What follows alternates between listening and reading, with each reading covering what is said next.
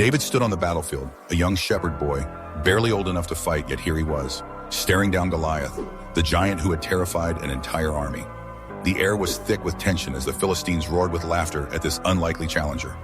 David's heart pounded, but not with fear. His faith in God gave him a courage that defied logic.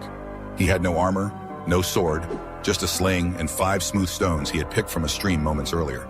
The Israelite soldiers watched from the hills, their hopes hanging by a thread, some shaking their heads, sure that this boy would be crushed in seconds.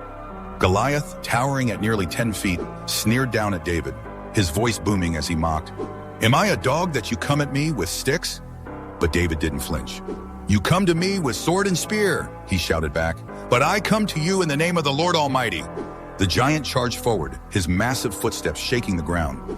In a flash, David reached for a stone, placed it in his sling, and began to whirl it above his head. Time seemed to slow as the sound of the spinning sling cut through the tense silence.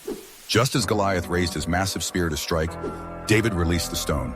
It flew faster than anyone could follow and struck the giant squarely in the forehead. Goliath's roar turned into a stunned gasp as his towering frame collapsed to the ground with a thunderous crash. The crowd froze. The Philistines, who had been jeering seconds before, were silent in disbelief. David sprinted forward, his heart racing, and picked up Goliath's enormous sword. With one swift move, he ended the battle, ensuring the giant would rise no more. But what no one saw coming was the ripple effect of that moment.